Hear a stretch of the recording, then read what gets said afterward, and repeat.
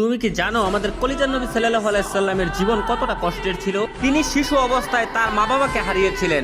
মানুষ তাকে এতিম বলে গালি দিত, তার পবিত্র গালে থাপ্পড় মারত। অসহায় নবীর কান্না ছাড়া আর কোনো পথ ছিল না।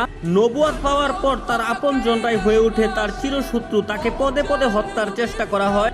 মানুষ তার শরীরে ময়লা আবর্জনা ছুঁড়ে মারত, তার রাস্তায় কাটা বিছিয়ে রাখতো। মানুষ তার শরীরে পাথর মারত।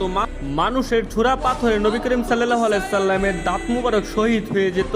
নিকৃষ্ট পাষাণরা নবীর পবিত্র মুখে থুতু পর্যন্ত ছিটিয়ে দিয়েছিল। নবী করিম সাল্লাল্লাহু আলাইহি সাল্লামের কষ্টের দহন আরো বাড়লো যখন তার শিশুকালে কলিজার 3 পুত্র সন্তান ইন্তেকাল করেছিল। আবার কলিজার নবীর ঘরে চুলাও জ্বলতো না। ঈদের দিনও তিনি না খেয়ে ঈদগাহে যেতেন। ইসলামের জন্য আমার নবী 3 বছর গাছের পাতা খেয়ে বেঁচেছিলেন। এত কষ্টের মাঝে থেকেও আমাদের কলিজার নবী আমাদের জন্যই শুধু কেঁদেছেন। আমার এই অসহায় নবীকে যদি ভালোবাসো তাহলে কমেন্টে লেখো আই লাভ মোহাম্মদ এবং